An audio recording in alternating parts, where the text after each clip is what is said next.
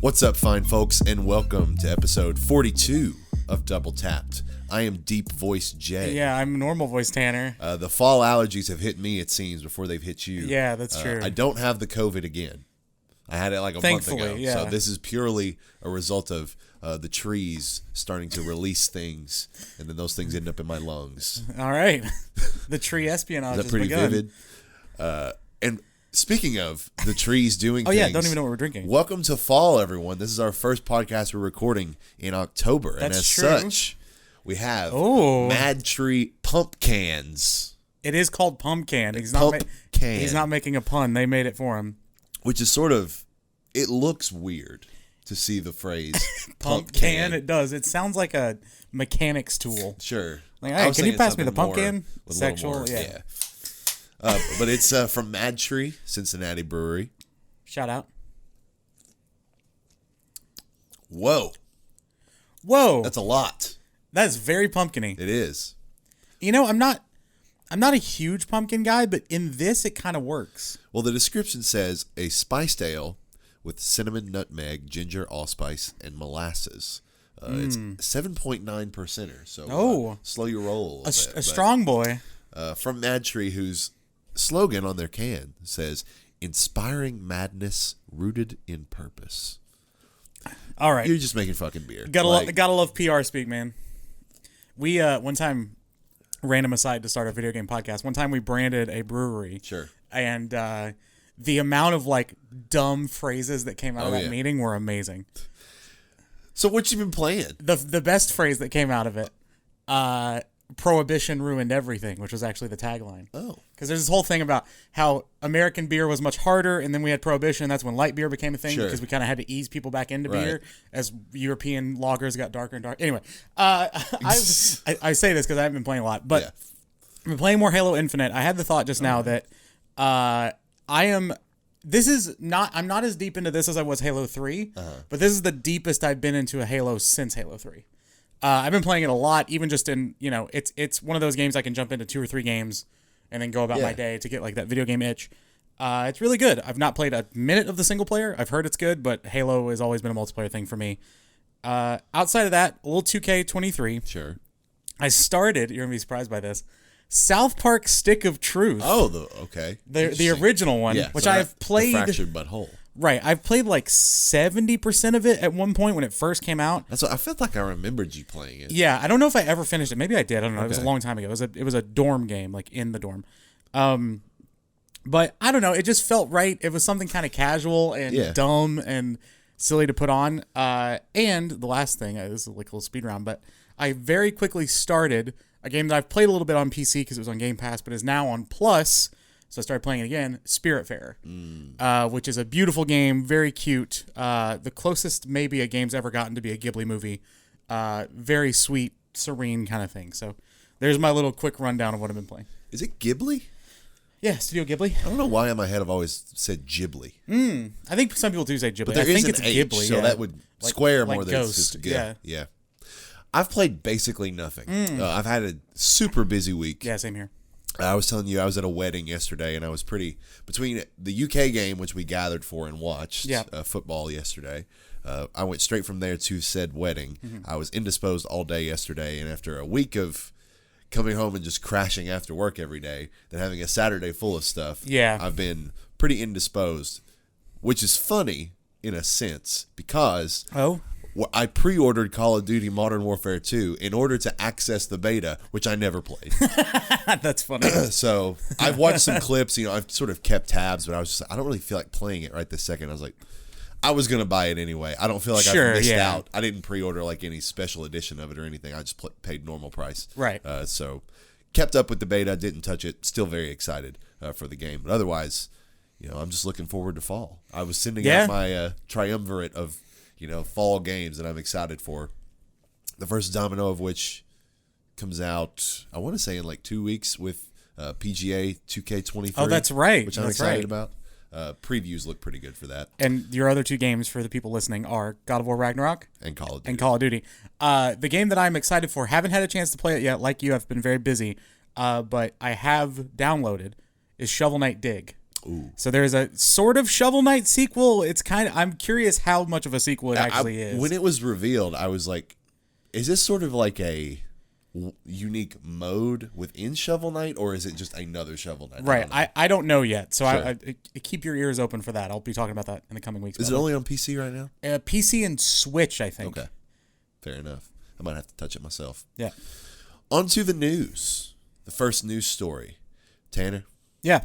We've got our first look at HBO's The Last of Us. Hell yeah, we do, man. We got our first full trailer this past week, and I have here, and it's looking in all caps, good. Yes. With a D. With DT? Or with a DT. Yes, yeah. Very faithful to the game, as the first trailer would indicate. Yeah, like, there were moments in this, if you haven't seen the trailer, I am normally pretty weary about trailers overall. I say if you play the game, seek this out. Sure. Because you're not going to spoil yourself on what the story is. I don't think. It doesn't seem like they're going to vary or stray too far from the original game story. But also, go look at how faithful the visuals of this show are. The color grading. There's a shot of the... what's the town you start in? Where do you start? Well, Boston. You start in Boston, right? Joel, like, walking through the streets. And then you go to, like, the outer area of Boston, and then end up in Pittsburgh and stuff. But that outer area of Boston where you're first, like, stealthing through the pipes, there's a split second of that in the show's trailer that looks exactly like it's from the game. I saw people taking stills of that and saying, do you think this is from the game or from the show? Like, it's that close. I'm really impressed with how faithful everything has seemed so far. Yeah, super impressed with it as well. And the detail that I didn't notice at first, which I pointed out, is that the song in the trailer is Alone and Forsaken by Hank Williams, which is the song. There's a scene in the game where Joel and Ellie are driving in a truck, and I won't say more than that, but that's the song that's playing in the truck. And very cool touch. Another cool, specific for the gamers wrinkle. Yes, I did not notice that either, so that was really cool seeing that. One thing, I guess, they have sort of pseudo-confirmed that the stuff from Left Behind is going to be in the show. There's been an appearance by... I can never remember that character's name. I can just say a Left Behind specific character. Yes, yeah. So, for those who have not played Left Behind. Yes, she's going to be in it. So I'm assuming they're going to be doing some flashback stuff, because if you didn't know, Left Behind is set before the events of The Last of Us. So that's really cool. Doesn't seem like they're veering into Last of Us 2 stuff at all. Seems very locked down to the original game and the DLC. My theory is that the first episode is going to basically be like the fall, like the opening of the game of The Last of Us. Yeah. And that's going to be like the first half of the episode. Second half of the episode will be like Left Behind. Oh, I see. That'll be cool. So yeah. we set up Joel, we set up Ellie, right? And then the next second episode they bring meet them together. Yeah, that's a smart idea. That's sort of my thought. I like that. But supremely excited, set to hit HBO next year. Cannot wait. Yeah, very very fun stuff. Next up, a new Ironman game is in development from EA Motive. Yes, saw this. I just made a note here, just because I saw a lot of people talking about this. Here are the current Marvel games in development. Okay. Iron Man from EA Motive. Yep. Midnight Suns, which has still not been released. The one trailer Jay liked. Yep. Spider-Man 2. Okay. Wolverine. Right. And the Captain America Black Panther World War II game. So we've got lots of AAA Marvel content coming down the pipeline here pretty soon, but this is just the latest edition. Isn't there, and this might have turned into the Hennig thing, isn't there also a rumored single-player Black Panther game? That was, I think, percolating for a while, but yeah, I'm not. Nothing's been confirmed about that. I know that in EA's press release for this too, they said like and other Marvel projects, sure. So they have other stuff coming up as well. Which their track record's a little spotty given the Star Wars license, and 3 games have come out. 4, I guess, if you count that like starfighting one. What was that called? Rogue Squadron. Squadron. So yeah, I don't know. I'm optimistic. I'm more optimistic for this just because Motive, by the way, is the developer of Battlefront 2 and another game that I can't remember now.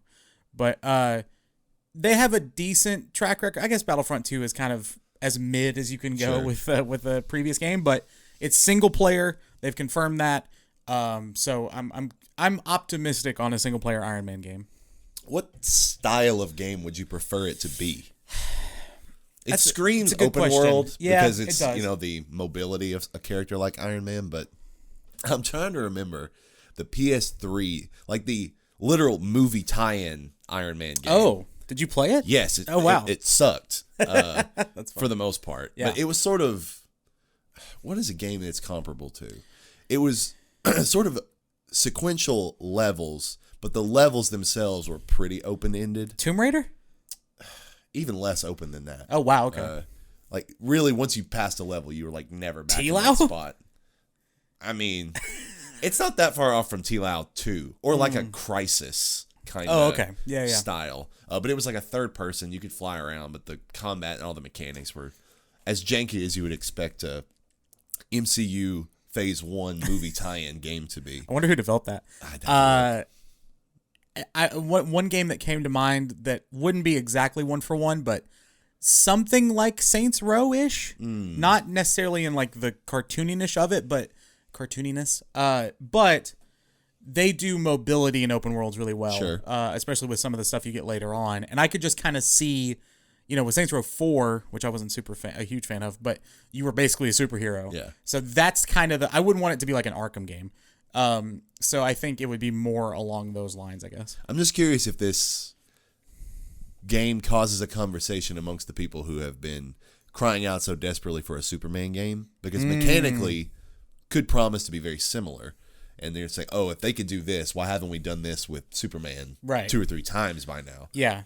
Who knows? It all will depend on what style of game they choose to go with. It could be anything. I'm not going to judge it before it comes out, obviously, but I don't know how surface level how interested I'm in an Iron Man game. No, I don't know agree. if that character adapts to video games very well because he's so powerful, I guess. Especially considering, and this is sort of where I was with all the Marvel games in development and how disconnected they are.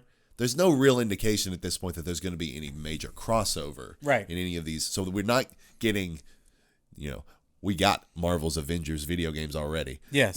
This is totally different. We're not getting these characters seemingly going to be interlapping or overlapping in any way. So I'm not, I'm not sure how a solo Iron Man story is going to stand up. I wonder, was Iron Man, you played the Avengers game? I did. Was Iron Man playable in that? Yes. Was that fun?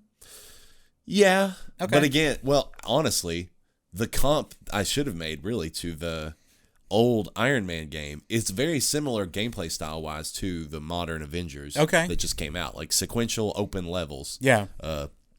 It was fun enough. It was like B- brawler with, you could fly around as Iron Man, but like you couldn't fly more than like 50 feet in the air. Right. Like, you had invisible walls. The bounds of it obviously sort of restricted it. So my hope is that there are less of those in this game, but because they don't want people to be asking too many questions, something tells me they won't go with a full-fledged open world game. Right. We'll see.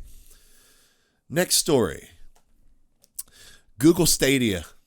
Rest in peace. R.I.P., man. Shutting down officially in January of 2023.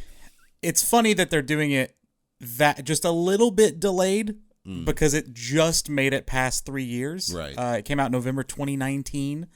So basically, just the entirety of COVID has been Stadia's life, which you would think, I know for most things that's bad, but for a thing where a lot of people had to stay indoors, it was probably the best case scenario for Stadia, and it still just flopped. Yeah, and what do you think is what was the thing? Like, what was the disconnect between Stadia and becoming, I don't think it was ever a real or realistic possibility anytime in the near future that it became like the fourth major leg of major video game hardware developers. No. But what was the disconnect between it getting any sort of traction at all? Internet speed. I think that's the answer because it was cloud-based. It is still, more and more places are getting fiber, but that's slow. I think it's something like 60% of even just the United States has less than like a meg internet or something. Like that is one of them. Myself included. Yeah, it's a huge, it's a huge infrastructural thing that's going to be hard to overcome. And can you name a Stadia exclusive? No. Like, what reason did they give you to buy it? Yeah. That was always my thing. I was pretty in on the Google stuff at the time of Stadia, and like I have Chromecast in my TV and stuff, but I never got what I was supposed to want from it. Like it was play this stuff that you already own or have passed on sales 20 times, but this time play it slower and jankier. It's like, well, I don't care how much processing power your servers have. If it doesn't look good for me, then what's the point? Yeah, it's sort of harkens back, and this might be sort of a labored comparison, but a lot of times when we've talked about video game marketing and like who is being marketed to in a lot of these big shows, the only realistic group that would have been, to me, super interested in a Google Stadia are people who, for whatever reason, had not purchased a console in the last like 2 cycles. Yeah. But for what, like, just decided to be like, maybe now's the time in my life that I should try video games. Yeah. So then they had access to all this, and it's sort of low investment because you don't have to buy discs, and if you have good internet, you can just dip your toes in all this way. But that market is so slim. It is.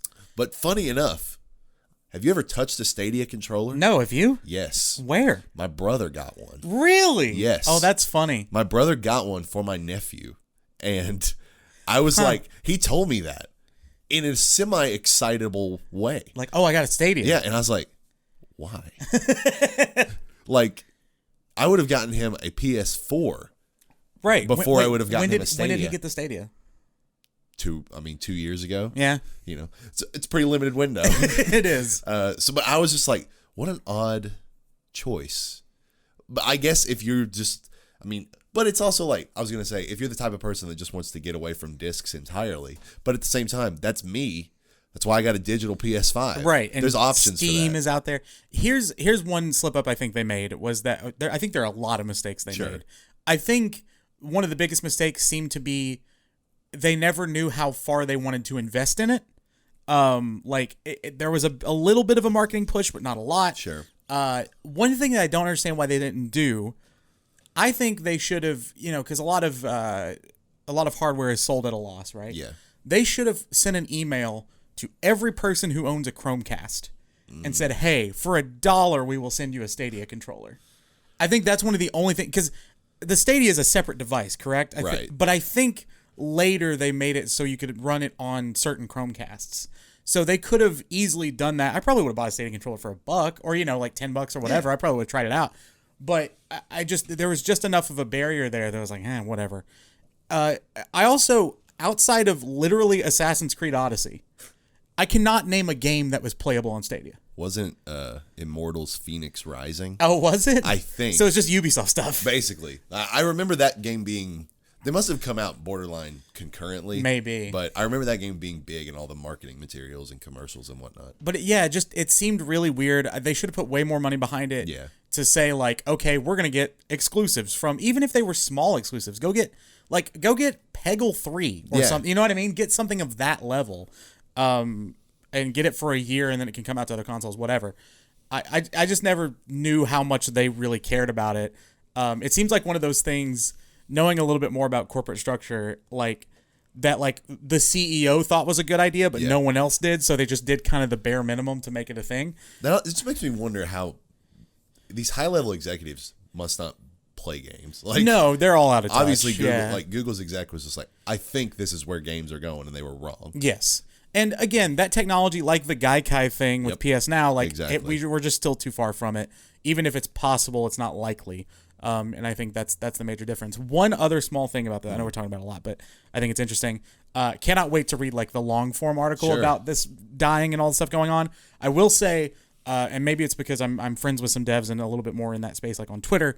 I've seen multiple devs come out and say, we had a deal to launch a game on Stadia in the next 6 months, and we found out about it when the public did. So that's very shitty on Google's part. Sure. You got to keep your partners in the loop, and hopefully Stadia seemed to be pretty basic as far as, like, I don't know a lot, but it seems like just a PC. So hopefully they can still put these games on Steam and get out of those contracts. That speaks to how disconnected Google monetarily probably was to this, that they can just say in a very dickish way, all right, we're just going to tell you right now, drop these contracts. Your game's not coming out. We're shuttering this device. Yeah. And it be nothing to them in terms of financial commitment. Right, yeah. They can eat the loss all day. Yeah. It's just, it sucks for the developers who put the time. Hopefully there's no, like, clause in the contract and they can just port it to Steam or whatever. Yeah. Next up, in a very brief story, but an update that's funny every time I see it. Okay. Skull and Bones has been delayed again. Oh my God, really? Yeah. That's like, so funny. This game will never come out. Like, no, never. And what's funny is I put a little bit of editorializing in my article heading here, And I said the fallacy of sunk costs strikes again. Why the hell are you still working on the game? Yeah, cancel Let alone just not releasing it. You got to cancel this game. You got to cancel it or just release it in its current form. Yeah, true. Those are your options. Yeah, you can't exactly. You're putting. It's never gonna be a thing. No, that's because like I know Sea of Thieves. I think to my surprise and probably to your surprise too, more of a thing than I thought. But it had the infrastructure of Game Pass behind it. It had a really reputable dev behind it. Like it had a little bit more. It had an interesting art style that this game does not. Like it just had more going for it, and it didn't come out in a world where Sea of Thieves already existed, like this game would. I don't get it, man. This game is baffling. And adding a wrinkle to what I just said, if you release it right now, it should be free to play. Totally. That's the only way you're going to recoup your money and not look like idiots for putting out a game that's going to be broken because of how long you've spent clearly having to work on it. Right. You put out a game like this that's free to play, continue to build upon it, iterate on it. Maybe you can make it a shitty B clone of Sea of Thieves. Yeah, that's playable on PlayStation. But I don't foresee any scenario at this phase where without them doing that where this game is successful. Yeah, me neither. I don't know. I don't see the market. I mean, not saying that there won't be people interested in it because almost anything someone's interested in, but at a scale where it could do anything profitable, no, I don't see it happening. I agree. So we'll move on to another pretty we just short love little dunking blip. on that game. I do. It's funny. Next story here, another brief one. A Korean ratings website just listed a game called Silent Hill, The Short Message. Interesting. Silent Hill, The Short Message.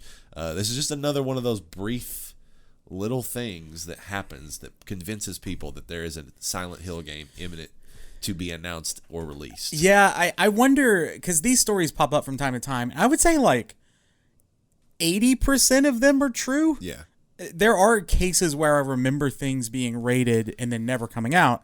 Bully is the big one where like Bully 2 got rated at some point, I believe. Or what's the other Rockstar, like the Rockstar exclusive PlayStation game? What was that game Older called? one? Yes. Manhunt? No. It's the one that like was an exclusive but never came out, but is always like rumored to be coming the like out. spy game. Yes. Agent? Yes. So that got rated by a board at some point, and everybody's like, "Oh my God, they're going to announce it," and it's still never come out. Yeah. So like, yes, submitting something to ratings is a pretty far step, but also, are we even like? Could this be a game? Well, that's what I almost wonder if it isn't like another PT-esque, like a short film, even something. Maybe it's called The Short Message. Like, is it just marketing materials that they sort of put out there? But that does raise the question of whether that's an indicator of something else to come. Right. Why put money in that coffer if you're not going to do anything with it? I mean, I hope for Silent Hill fans they get another Silent Hill. That'd be dope. I don't know how it's going to be without Kojima. Yeah. Especially considering that Konami has not had the greatest track record.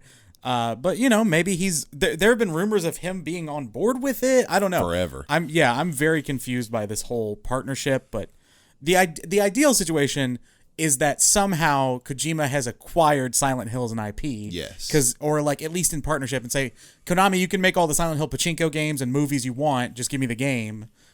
That would be the ideal situation. Outside of that, I don't know where you would want it to go. I agree. And the last story, one that you pointed me towards not 30 minutes ago. Yeah. Bizarre goings on at Disco Elysium Studio. And you're going to have to enlighten me or help me, or we can come to some sort of consensus as to how this studio name is supposed to be pronounced. Yeah. Zaun? Capital Z-A / capital U-M. Yeah, I think Zaun. So Zaun, developer behind Disco Elysium. This article comes courtesy of Eurogamer. Vicky Blake, contributor. That's a great name. With the headline, Disco Elysium Dev reveals some team members left, quote, involuntarily, which is a very interesting word. Yes. One of the founding members of Disco Elysium Studio, Zaum, has revealed that several members of the team have left and, quote, their leaving the company was involuntary, end quote. In a succinct yet puzzling Medium post, Martin Luiga, a founding member of Zaum and seeming, quote, secretary of the Zaum Cultural Association, yes, end quote, revealed that designer Robert Kurvitz, writer Helen Hinpier, and art director Alexander Rostov haven't worked at the company since the end of last year, quote, which would seem like bad news for loving fans that are waiting for the Disco sequel, end quote. Yeah, so this is really odd. Yeah. The way I read it circulating and the way I first saw it, because in that same post, the guy who wrote the post, Luiga, who I think is like, the head of that cultural, what do they call it? Cultural Association. Cultural Association. He said he was dissolving the Cultural Association. Yes, I have that quote as well. Which is? I, Martin Luiga, a founding member and secretary of the Zaum Cultural Association, as well as the assembler of most of the core team, am hereby dissolving the Zaum Cultural Association, parentheses, not to be confused with the Zaum Company, on which subject I would note that neither Kurvitz, Hinpier, nor Rostov are working there since the end of last year, and their leaving the company was involuntary. So what I gathered from this is basically there is a creative team, or it's almost like a parent company kind of deal. Sure. Where the Cultural Association are the minds behind Disco Elysium, and then like a 2K or something, Zaun is like their parent company. Is their parent company. So, yeah, from what it seems, they were forced out somehow. He doesn't say they quit. He doesn't say they were fired. Yeah. But they were forced out. And a lot of people think that it's some money issue maybe, that they want to just take the rights a different direction or whatever. But if you hear who it is, it's lead developer, head writer, art director, and the guy who put the team together. Yeah. That's everybody. Like, that is everyone responsible for Disco Elysium from a creative standpoint. So I'm just baffled by this story. I think it's really interesting. I think it'll be interesting to follow. And obviously, we hope all these people land on their feet. They're very talented. The little bit of Disco Elysium I played, the writing was phenomenal. The art was cool. I need to get back to it. I do too. It's one of those that's just always in the back of my brain. Yep. Would be a great Steam Deck game or something. But yeah, we obviously wish all of them the best, but I'm very curious as to what all this is. I'd like to leave this story on a cliffhanger. Okay. The Post, and this is continuing from the article, the Post is signed by Luiga. Yeah. Dated 1st of October, and Luiga's location is recorded as, quote, Talon Inpatient Treatment Center of Psychiatry Clinic, Ward 9. Huh. I wonder if that's a location in the game. Perhaps. But maybe he's also just writing all this from a psychiatric hospital. Maybe. I don't know. I haven't gotten deep enough into Disco Elysium to tell you. That's true. Yeah, interesting story. I hope people were mentioning that if it's a capitalist reason that this team got dissolved, it's the most ironic thing ever because of the political message of that game. And he does include in his post that it was like the ethos was wrong, is what led to the dissolution. Yeah. This just sounded like a very interesting culture of a workplace. Yes. And that somehow, clearly very creative minds went into the making of Disco Elysium, and there were probably some extreme creative differences. Sure, as there always will be. Yeah. So maybe, we're not blaming anyone here, but it to see all the creatives behind such a sort of novel, unique idea for a game just have to go their separate ways so quickly after it got a lot of acclaim from pretty much everywhere is kind of sad. Yeah. But Tanner, that's all for the news. It is. And for once, I don't have to look at my phone for a while. That's right. Because I throw it over to you. Yeah, so I texted you this week and said, I have the big topic for the week. Normally this is something you do. Sometimes we collaborate like on the drafts, but sure. I thought I would shoulder the burden. And come up with this idea. Because it's episode 42, I always like tying in numbers and stuff. Of course, 42 in Hitchhiker's Guide to the Galaxy is the answer to the life, the universe, and everything. So I thought, let's do some questions. And I have assembled 42 video game would you rathers. Oh, hell yeah. Most of these are of my own creation. I have not looked over them since earlier this week, so I'm going to be reacting to them and answering them as well. But they're sort of in three sections. So we have pretty standard would you rather style questions, which are if you could only do this thing for the rest of your life or whatever, which one do you pick? Then we will go to this or that's with game franchises. Okay. So you get to, and I want to workshop this with you right now. We can either say that one franchise lives and the other dies, or you only get to play one franchise for the rest of your life. I like the former. So like going forward. Right. No. Oh. At all. Okay. So one franchise exists as it is, and the other one is like Men in Black time memory swipe. Okay. I think that's the way we'll do it. So you only get to pick one franchise to exist. And then we have console libraries. Ooh. So you only get to play one library. And then the last one, studios or publishers stay alive. Similar thing to the game franchises, but this time with publishers. Sure. Or studios. Are you ready? I am. I'm glad this is where this topic ended up. I love stuff like this. Okay, so like I said, a lot of these are my own creation. A couple of them are pulled from like forum posts and stuff. Not, as you and I have discovered many times, not a lot of would you rather content on the internet. So this was mostly just me kind of workshopping stuff. So if you hate the questions, that's my fault. All right, we're going to start with an easy one. Would you rather only play single player or multiplayer games for the rest of your life? Okay, here is my only factor pointing me towards multiplayer games is time and how much potential time you can play most multiplayer games. Sure. But per capita, score-wise, my highest games are far and away single-player games, so I have to say single-player games. I also say single player. As I get older, amount of time in a game matters to me less and less. So I'd rather play something concise than something with a ton of hours in it. On a similar note, I thought that might come up. So the second one, would you rather only play games for the rest of your life that are less than 20 hours or longer than 40 hours? So let's just say like they're how long to beat or whatever. There's enough content to last over 40 hours or under 20. Yeah, probably less than 20.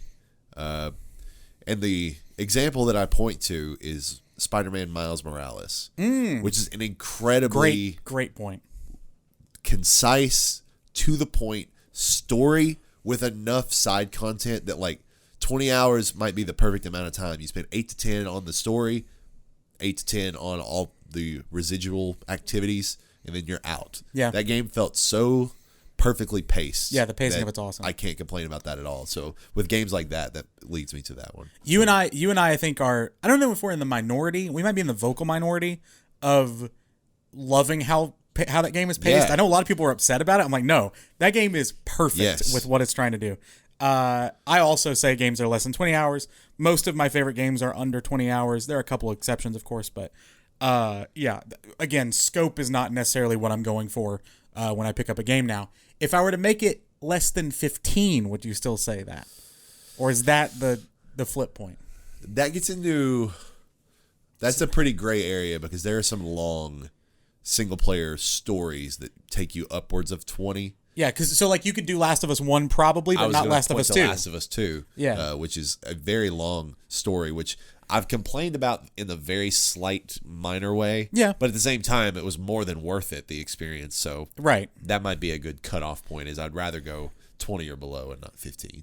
I think I would still go 15 or below. Really? Simply because that still accounts for a lot of like puzzle games, a lot of like walking sim type games. But then again, you know, some of those are nebulous, like what does Slay the Spire? What does that count as? So yeah, it kind of depends on the game. But okay, would you rather, number 3? Also, one of the reasons I came up with this, great for social media. Oh yeah, we can just post these out as individual videos. So a lot of editing in my future. Would you rather only play games to have come out in the last 10 years, or every game before the last 10 years? So you either have 2012 to now or everything to 2012. It's a tough one.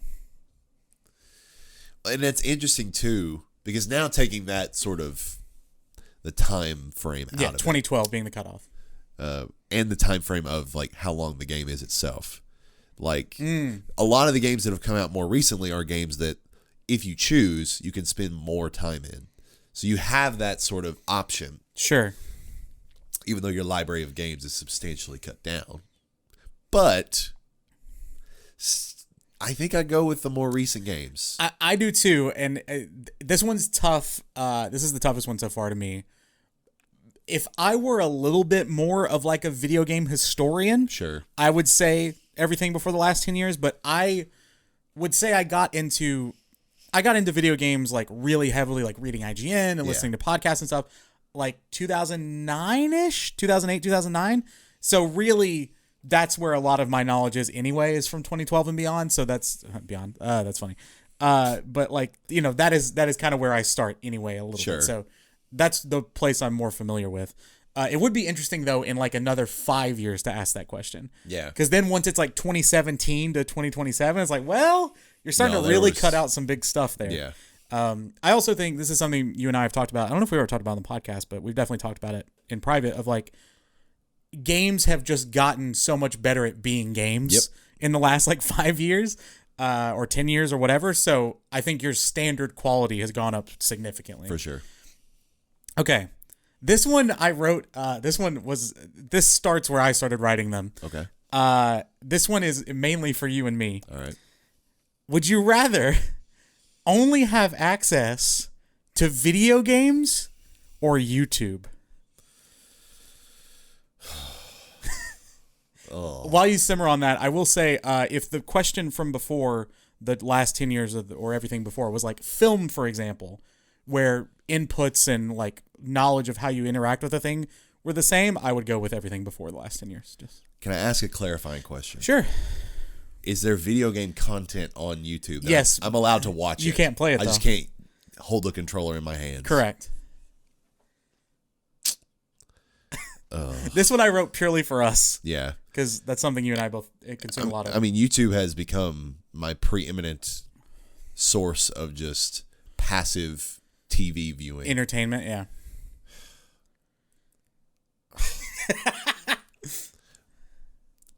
It's one of those that I hate to say it, but because of the passivity, and I can do other things while I watch YouTube. I can't really do other things while I play video games that much. Besides, we love our podcast. I was gonna say we definitely try, but besides that, I probably have to go with YouTube. As much as that hurts, I think I slightly come down on the side of video games here, simply because YouTube. And we're saying like YouTube style content, by the way. I mean, I guess there's still like Twitch if that's a differentiator, but you can't watch like Daily Motion. We're not going to go there. Like internet video, I guess we should just say. There's Vimeo. Yeah, shout out. Vimeo actually has a lot of uses outside of for back end stuff. Yeah. Video hosting. Anyway,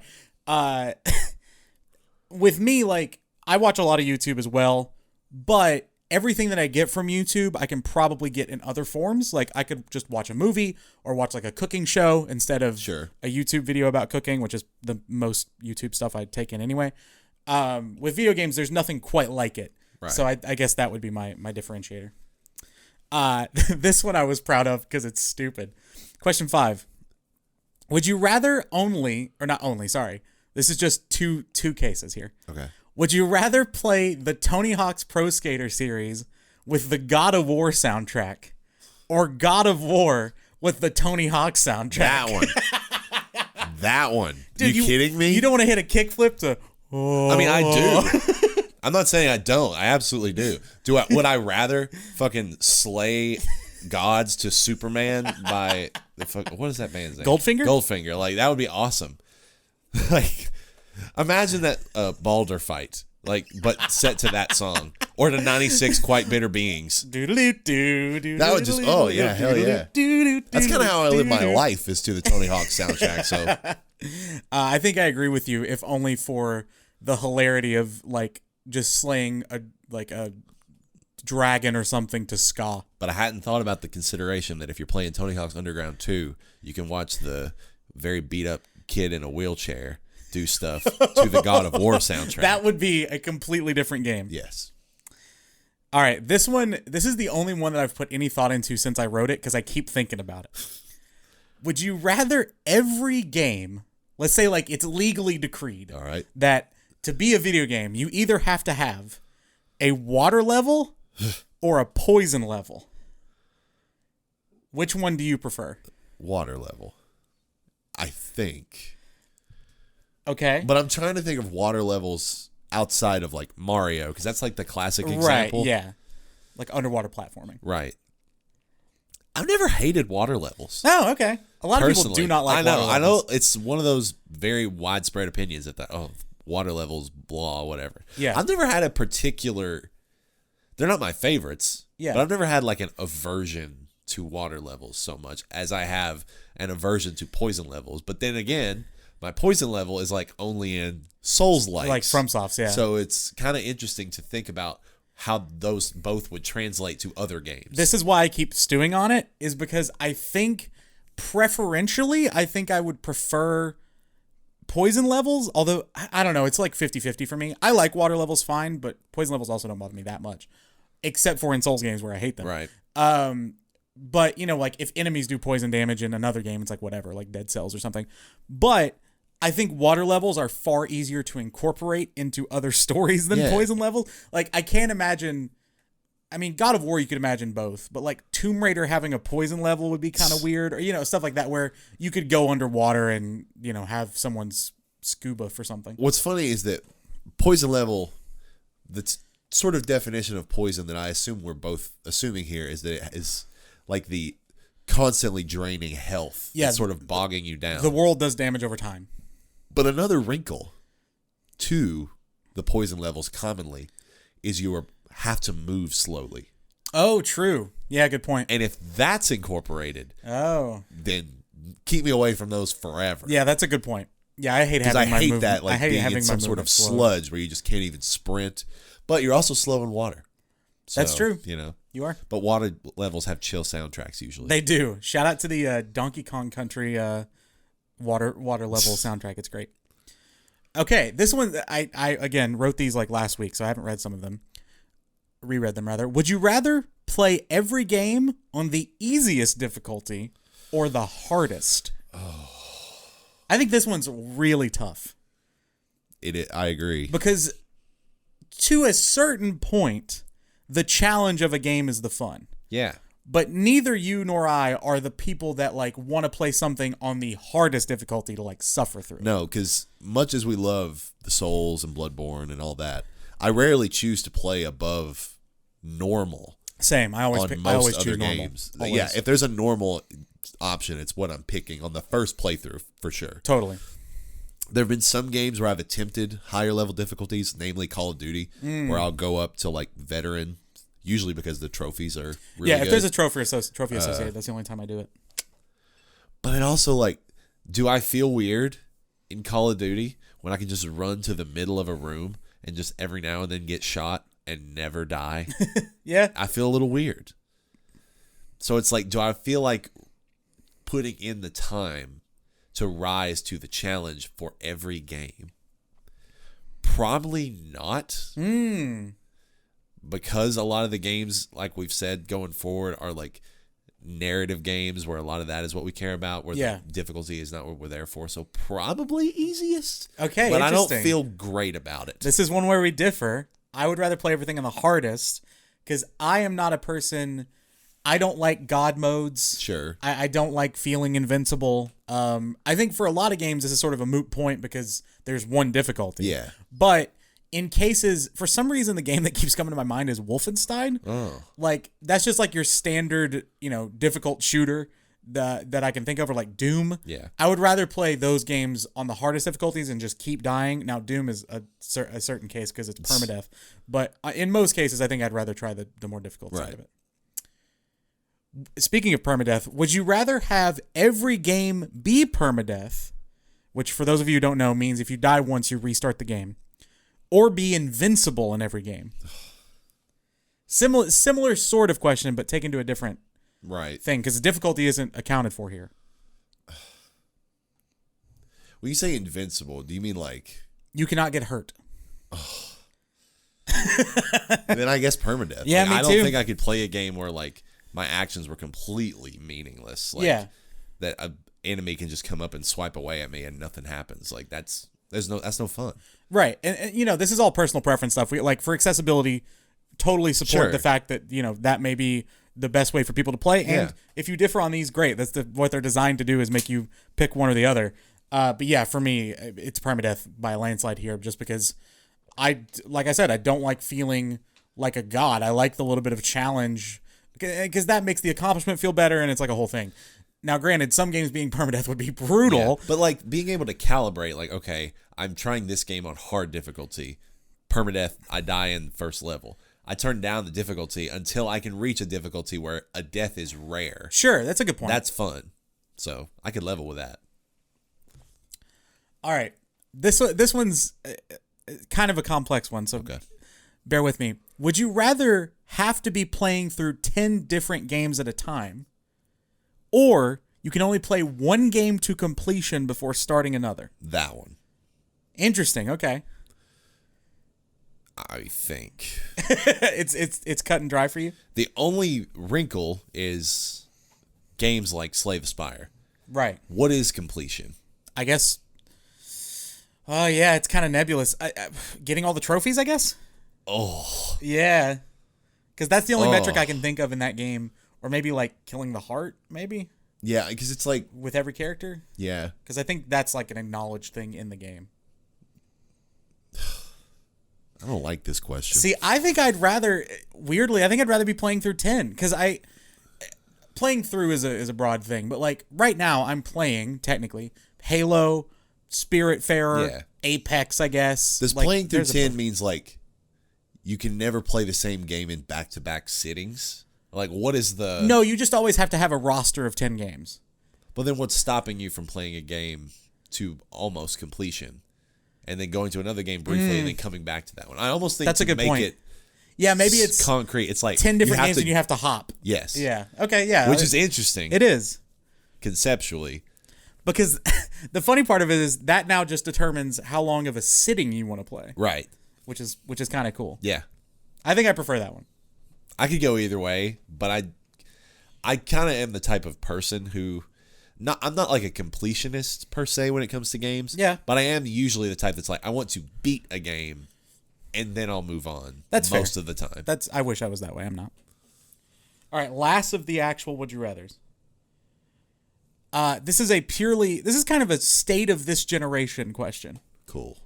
Would you rather only play games that are designated as PS5 games, or everything PS4 or everything else playable on PS5?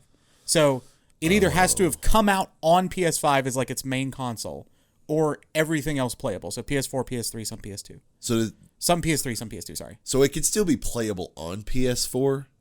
Yes. Yeah. Okay. Yeah. It just has to have come out. Pretty much. Well, I see what you're saying. No. Oh. Well, I guess it depends, because like some games launch on both PS5 and PS4. Right, that's what I'm saying. Is it only games that have come out since the launch of PS5? Let's say it that way. Else? Yeah, okay. Let's say it that way. And we don't have to count it as everything playable on PS5. You could just say PS1 through 4 catalog, or just PS5.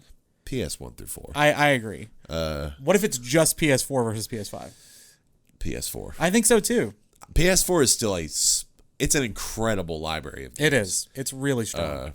With the inclusions of third parties, like this generation has monumental potential here in the next couple of years. It does. But up to this point, it's still PS4. Yeah, because there's still stuff that's like really critically acclaimed and has a lot of great buzz from the PS4 era that I've never even touched. Yeah. So it's not like I would be limiting myself that much. All right, now we're to the game franchises, this or that. Yeah. Can I have another beer? Sure. Thank you. First one, starting with a classic, Mario or Zelda? For my taste, what? Okay, I was gonna say knee jerk. For my taste, Mario. Mario platformers. Is that what you're gonna asking? Is that what you're gonna ask? No. Well, here's what I was gonna say. When you say this or that, what is the? I can only play one franchise going forward forever, or is this the racing one? One lives, the other one dies forever. Okay. I think that's more fun. Because you can still play other video games. Right. It's just of these two franchises, one has to be absolved and one gets to exist. But I get to use my current knowledge to make this decision. Sure. So. How else would you use your knowledge? I got to use my knowledge from 10 years ago. Here's what I mean. The logical thing to do is to erase the franchise with games that exist that are similar to it. Oh, sure. Yeah. Okay. Right? Yeah. No, I see what you're saying. In that vein, Zelda might be better to keep. Oh, really? Because the games are a little more unique. Yeah. But I don't know. But it's also at the same time, like, what is that even unique? Like, I can't think of there's plenty of dungeon crawlers. There's plenty of third-person action adventure. Yeah. open world. There's several games that are trying to do Breath of the Wild. Yeah. I'd probably go Mario, but I understand the pull towards Zelda because Zelda is a more varietal series, at least with the main line. Yeah, we're counting mainline. Mario Party does not count here. This one's a really tough one for me because I think consistency-wise, I think I like Mario games more, but a Zelda game ranks higher than any Mario game in my all-time rankings. So that's an interesting would you rather kind of thing in its own right. I think I'm keeping Mario simply because they are more timeless. You can go back and play Super Mario 64 a lot easier, in my opinion, than you can Ocarina of Time, as someone who's gone back and played it for the first time. Like, I just think they age better. I also think I have the itch to play through a Mario game far more often than I do through a Zelda game. So really, it's just how important is Breath of the Wild and our Link to the Past and Wind Waker to me. Yeah. And I think I'd rather have Super Mario World and Sunshine and 64 and Odyssey and Galaxy and all those than the couple of Zelda games I really love. All right, next one. We're putting the Naughty Dogs together. The Last of Us or Uncharted franchise. One gets to live, one has to die. This one I find really fascinating because there are 5 Uncharted games. Shout out to Golden Abyss. And there are only 2 Last of Us games. So I think that's where the really interesting conversation comes in. But with the possibility for more. Sure. So is that also a part of this conversation? Yeah, if you want to. Okay. If you want to account for it. Oh. You really don't want to kill Nathan Drake, do you? No, I love him. I will go ahead and answer this. I mean, I have a tattoo of one series and not of the other. I think I have to pick The Last of Us, but also I think Uncharted, I guess like our memories of those games are not being wiped. I don't know that like the game never existed. It's just now they're you cannot play them anymore. They get like PT locked. I don't know. For some reason, in my head it was like memory wipe. Yeah. Oh, I did say that, but that was more for the whole world. Sure. Yeah, it doesn't matter how you want to interpret that, but if that then I'll answer it both ways. Okay. If that were the case, I actually don't know if my answer would change. Should we do it that way? I would certainly be more likely to pick Uncharted if not picking Uncharted meant that I never played Uncharted. Like that's maybe we should do it that way. We can do it that way. That's kind of interesting, and it makes it more of a critical decision. Yeah. Okay. So a little bit of an addendum. With your pick, your memory gets wiped of the other franchise, and there's no future for it. Correct. Because there is still a decent chance at some point we get Uncharted 5 or whatever. Yeah, or Uncharted: A New Beginning or whatever. Oh, I guess there are 6 Uncharteds. I always forget about Lost Legacy. Oh, were you counting Golden Abyss and not Lost Legacy? Nice. I guess I was thinking Drake games. Sure. I think I have to keep The Last of Us, but I do too. I truly am saddened by it. Yeah, I mean, we both love Uncharted, so that's a hard one. All right. Next, this or that. I picked these 2 because they were like 4th and 5th all time in franchise sales in video games. Witcher and Mass Effect. Pokemon or Call of Duty. Oh. they're like I think 4 and 5 or something like that. 6 and 7, whatever it is. Oh. Yeah, this one was targeted for you specifically, I guess, but even for me it's kind of tough because with my experience with Call of Duty is almost all social. Sure. Right? Like it's the memories of us playing Black Ops or us playing, whatever Call of Duty game it was. It's less so the actual, but I just like mid-sentence myself 3 times. It is the purest shooter ever made, and so that it has that going for it as well. Whereas Pokemon is more nostalgia based, but also that game is unlike any other game stylistically than I've ever played. It's interesting because they sort of served similar purposes to me at different phases of my life. It was like at one point in my life, I'm going to play every Pokemon game that comes out. Right. I did that for like 5 years. Yeah. Then from Call of Duty World at War, even though I went back to Modern Warfare, from World at War to the Vanguard? Is that what you're going to say? I skipped the one before Vanguard. Cold War. Oh yeah, I forgot Cold War happened. I skipped Cold War.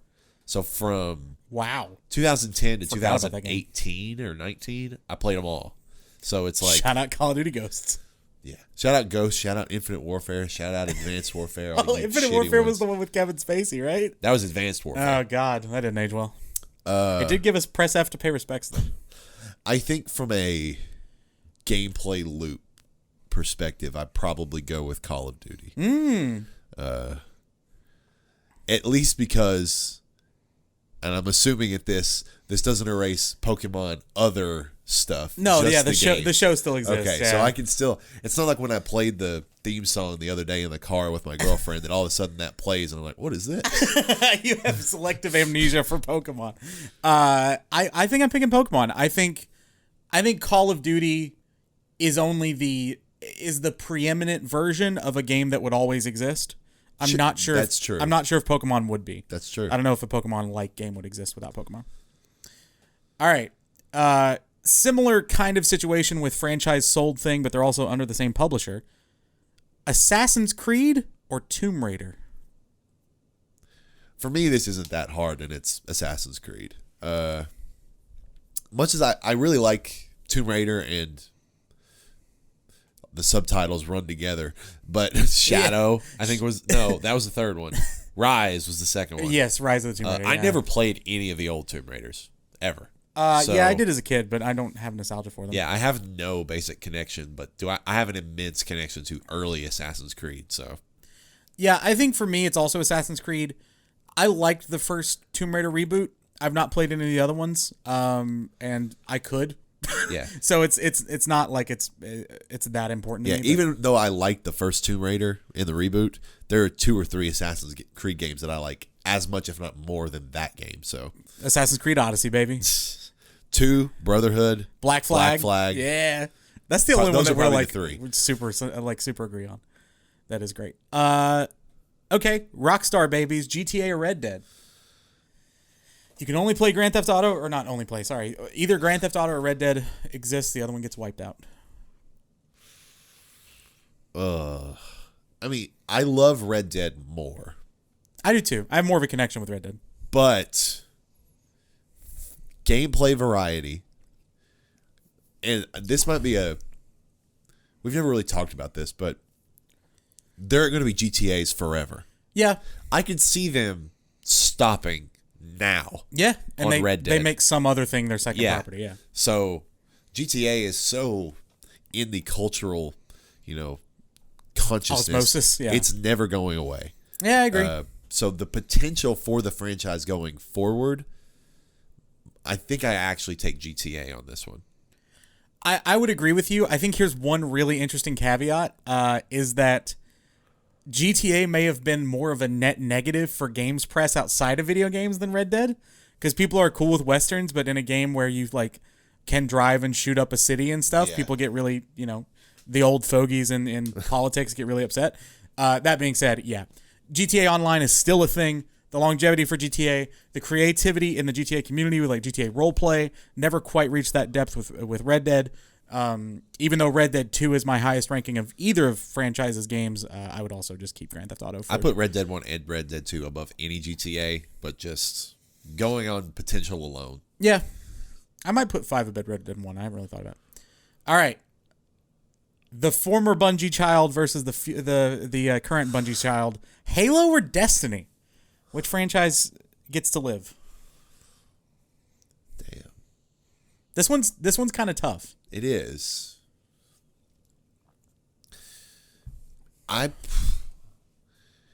Maybe because of my connection to Call of Duty, I don't feel that bad about killing Halo. Because of the differentiation of Destiny, the combination of Call of Duty and Destiny fills my whole shooter niche. Yeah. And I don't need Halo. I like Halo. Yeah. Or should I say, I like some Halos. Right. But I love Destiny and I love Destiny 2. And I will love whatever the hell they decide to do at Destiny 3. See, this one's really hard for me because I think a lot of the connection you have with Call of Duty I have with Halo. Yep. That being said, if I'm thinking about it from a purely analytical standpoint and not letting... The part that sucks is the memory wipe component now because Halo 3 was like my everything for a while. But, Destiny was my everything for a little bit too. I think Destiny incorporates more of what Halo is. Exactly. Yeah, I was going to say this too. The other way around, and Destiny is sort of unlike any other game out there. Whereas Halo, again, there are other shooters that exist. It is just the style of it's very unique, but you can obviously tell a lot of that gameplay, like sourdough starter, that part of the gameplay is still there in Destiny. Yeah. And so, I think I would also keep Destiny, surprisingly, even though Halo means more to me, I think, overall. All right, this one's just funny. Fortnite or Apex? Because you have a lot of memories with Fortnite. Well, the funny thing is I can almost just choose to erase Fortnite just for the good of society. By the way, the tweet, I don't know if it was you who sent it. Somebody sent it in the group that was like, in the 1920s, children were in the mines. And in the 2020s, or in the 1920s, children were outlawed from working in the mines. In the 2020s, all the children play Minecraft. The children yearn for the mines. I didn't see this somehow. But that's really, good. Really funny. Yeah, I guess from my experience with it, I guess I choose Fortnite, even though I do think that that game is long in the tooth at this point. Sure. And probably needs to die or reinvent itself in a more complete way. Yeah. But I never dove too deep into Apex, even though it's a very good game. I'm keeping Apex. I never had a thing with Fortnite. It just never. I've tried it multiple times, just never clicked. Mario Kart or Smash Bros? Smash, gotta be. Wow, that was quick. Yeah. It's another. Wow. In a similar way, I love Kart, but if it were me at any of the parties where I've played Mario Kart, you'd rather play. I would rather play Smash. That's because you're good at Smash. It's partly because I'm better at it. At least I won't even say good, but you're good compared to the average person. Yeah, I just like the gameplay more. It's just my taste. That's fair. I think I would keep Mario Kart. I love Smash. I think you and I are the only components of our friend group who like it. But Mario Kart, it's so simple. Sure. That my mom could play it or my little sister could play it when she was 10 or that kind of thing. And I think that's super valuable in a game that's also fun. Yeah. And it's not just Leapfrog or some shit. I think there's a really novel part of that. But yeah, it would suck to lose Smash. It would suck to not be able to Smash. Melee! All right. Anyway, would you rather Tetris or PopCap games live on? Ooh. So I'm counting these. PopCap counts, if you're not familiar.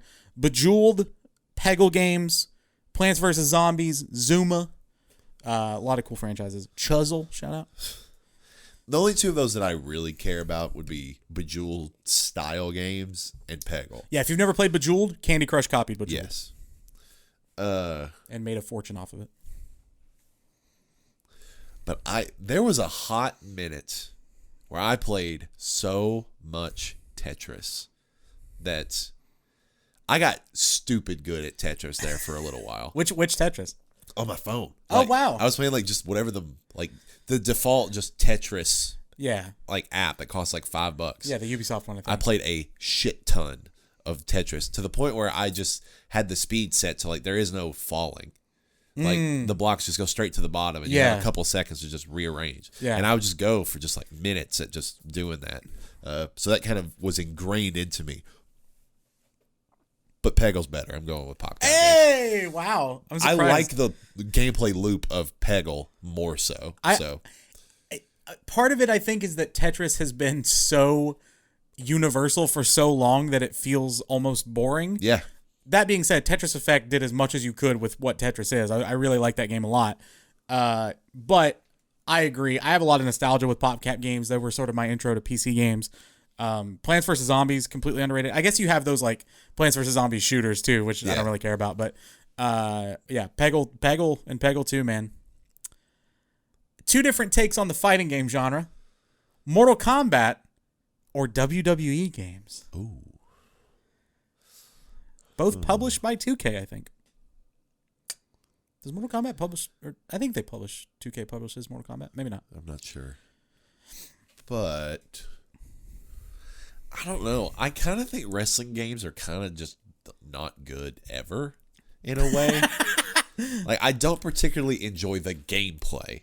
Sure. It's just funny. And it's fun because we like wrestling. Yeah, it's kind of like the way people always used to describe a lot of Dragon Ball Z fighting games, where it's like smashing toys together. Yeah, it is. Yeah, exactly. It's less about the fun of the game and more about the hypothetical matchup. Sure. And if you get a ladder involved, it's funny. Yeah, and with a bunch of friends playing some kind of big gimmick match is really fun. We should do that. We haven't done that. We haven't done that in a while. I have the new 2K. But I like the gameplay. But I also don't really care that much about Mortal Kombat specifically. So for that reason, I'd probably go WWE. But it's close. I like them for different reasons. I think I take wrestling games too. I have quite a bit of a nostalgia for Mortal Kombat. I love that series a lot.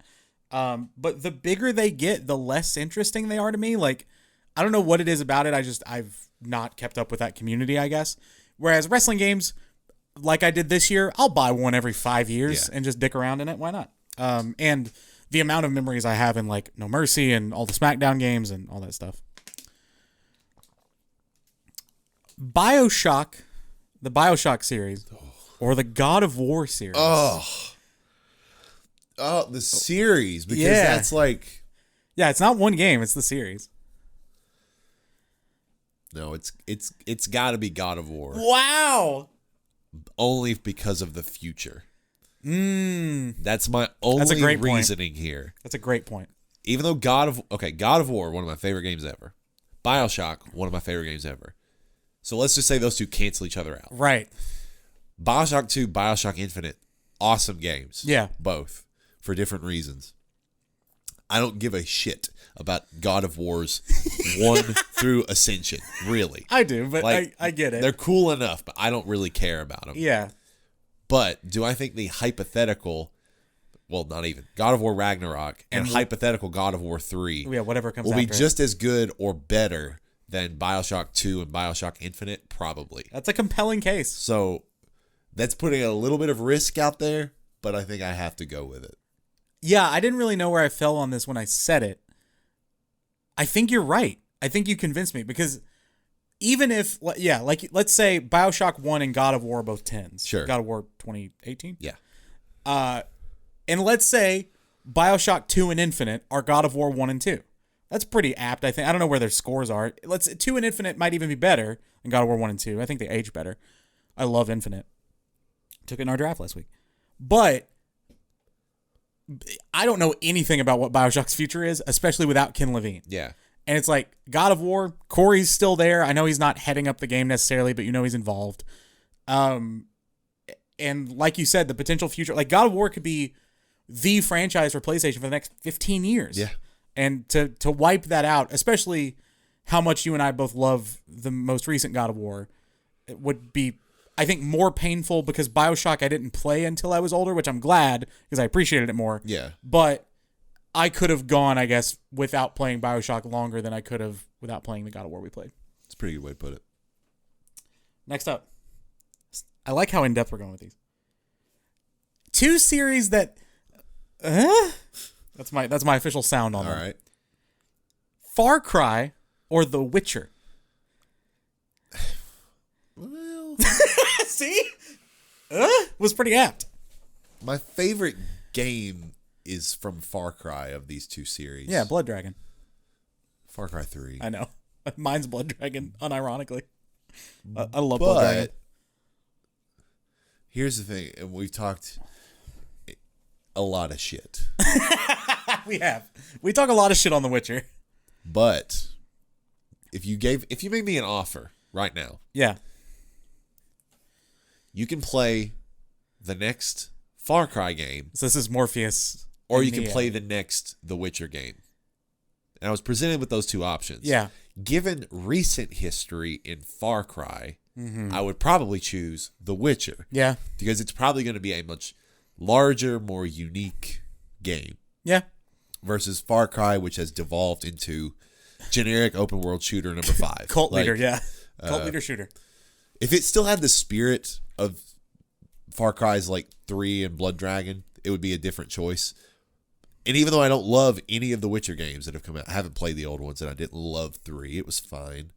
I just think it's overrated. I still probably go with The Witcher. I hate that we're agreeing so much. I think I agree. My logic is infallible. Well, that makes me want to take the Far Cry series. I will say Far Cry 5 was pretty fun. I enjoyed that. I think that was a really cool concept. I think they just need to get back to less political, more cultish stuff. I think that's when it works best. Sure.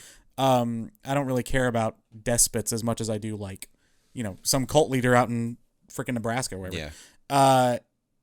That being said, I think The Witcher, if nothing else, will have lit more of a fire under franchises I like's ass, like Bethesda games, than Far Cry ever has for any other franchise. Like, I think The Witcher... It's good for the genre. Yes. Yeah. The Witcher is the anti-monopoly of open world games that Bethesda needed.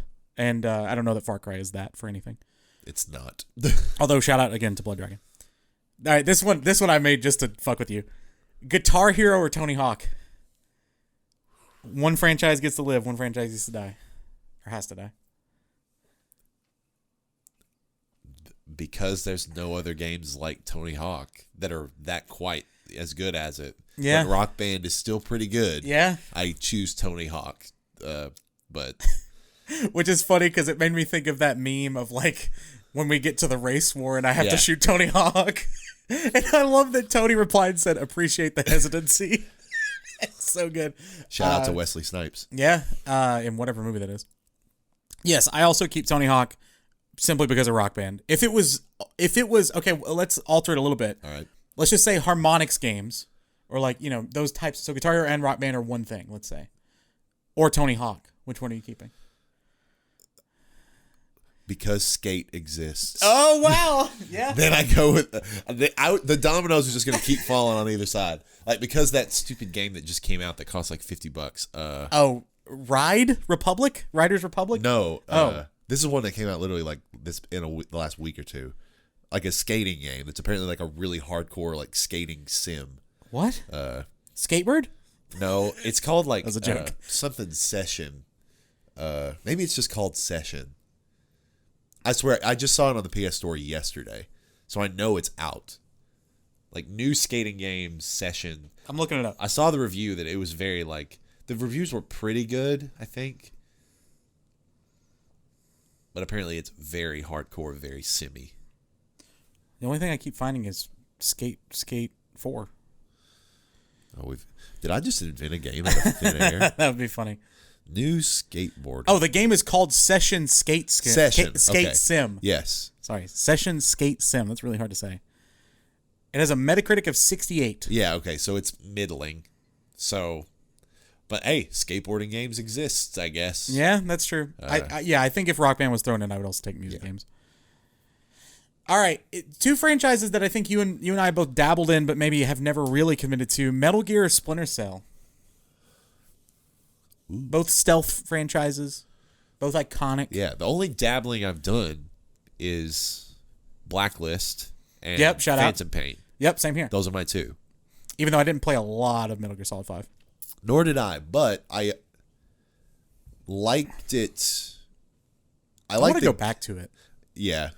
I like the gameplay. I did too. It was fun. But when very, just horrific, nightmarish monsters show up in the middle of this military game, I'm like, what the hell am I playing?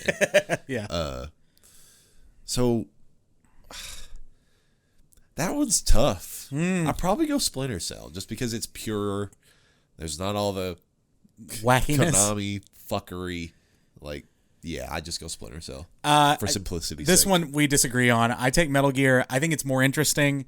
I think it's weirder, and I like weirder. And I think it's probably had more of an impact on gaming overall. Yeah, for sure. But I would be very hyped for a new Splinter Cell announcement, especially if there's co-op, because that's the only way I played Blacklist, and it was awesome. Mascot matchups. Ooh. Kirby or Crash?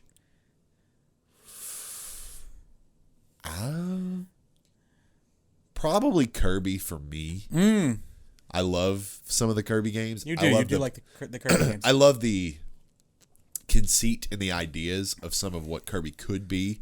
I haven't played Forgotten Lands. I know. I want to play it. Supposedly it's dude. really good. It looks fun. Whereas Crash is like, okay, it's a platformer. Like it is what it is.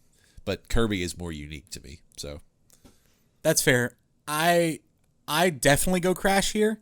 Outside of the new Kirby and Kirby Air Ride, shout out.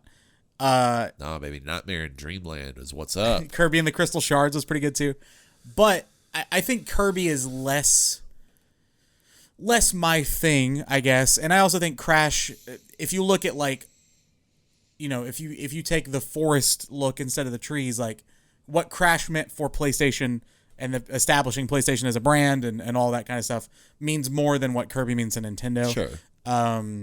And, you know, not that we did this with Mario, so I'm not allowed to do it, but Crash Bash wouldn't exist if it weren't for Crash Bandicoot. Similar matchup, Sonic or Spyro? Which franchise live, which franchise dies? Sonic's got to live, baby. Come on. Come on. Yeah, I mean, but that's what I'm going with. Spyro's another one that I don't really... I picture a Spyro game that I remember, and I imagine that being all that Spyro ever was. That's kind of true, For better or for worse, there have been like 15 different types of Sonic games. Yeah, when you say Sonic, you could mean a lot of different things. So... as little as I care about Sonic as a franchise, and as much as I care about Spyro, well, not as much, I don't. Sure. But as much as attachment I have to Spyro, I'm also keeping Sonic for a similar reason. The what that meant to Sega, how that sort of shook Nintendo. Again, console wars must read if you like books and video games. But if you've read that book, you know what that meant overall. You know, Sega does what Nintendo don't, all that kind of stuff. Great. Just the marketing of that game is brilliant. With sitting the kids in front of the two TVs, having them pick one, and 60% chose Sonic, whatever. Awesome stuff. I love those stories more than I love Spyro, I think, so I'm keeping Sonic. This one we're gonna differ on, and that's okay. Fallout or Elder Scrolls? Oh, there's a little bit of a hesitation. I mean, there's hesitation because I love the idea of Fallout so much. I love Skyrim as a game so much. Here's going to be my tiebreaker. Okay. Is that I hope that they learned from their last couple of releases that they need an overhaul. Yeah. And that maybe the overhaul finally happens for Elder Scrolls 6. Sure, yeah. Since it's like the next game on the horizon. Yeah. Beyond like Starfield. Right. Which Starfield looks might be the same. Yes, kinda. It does. So I'll go Elder Scrolls, but it's I could go either way. Yeah, I go Fallout. I'm just not a fantasy person, and Fallout 3 means the most to me of any of those series. I would also just be more excited for Fallout 5 than I would be for Elder Scrolls 6. What's it called? That's it. Oh, there is no subtitle? Okay. Not yet. All right. Which of these franchises I'm trying to do preamble as much as I can so that they're easier to clip out. Sorry if I keep repeating myself. A little behind the curtain there. Which of these franchises would you rather live on and one has to die? Spider-Man or Batman Arkham? So let's just say the Insomniac Spider-Man. Right. We're not counting the great Spider-Man 2 on PS2. Which is an awesome game. I'm going to accept the risk and go with Spider-Man on this one. On the presumption that I think Spider-Man 2 is going to be amazing. No pun intended. But given how good we already know, I mean, Spider-Man... All right, let's just stack them up. Okay. Spider-Man PS4. Yep. As good or better than Arkham Asylum. Better. But at least as good. Oh, sorry. I thought you were going through the series. Yeah, sorry. Miles Morales. I mean, it's a great game. Slightly worse than City. But if you put those two games on like a one scale. side of a scale, Yeah. And these two games, they'd basically be at least equal. I'd agree with that. And then you have Origins and Knights. Right. Origins, shout out to Blackgate, really cool. the Vita game. Had some great ideas. Yeah, I never played it. I still need to play it. It's really fun. It's underrated, that's for sure. Yeah, I've heard that multiple times. But it's at least worse than City and Asylum. Sure. And so is Knight. Knight's one of our most divisive games of all time because of just all the bullshit in it. If I'm being honest, I still like Knight. I just wish it was better. Yeah. But I think Spider-Man 2 and subsequent entries in the series are likely to be better. Oh, agreed. Than latter entries in the Arkham series. So yeah. I'm going to go with Spider-Man.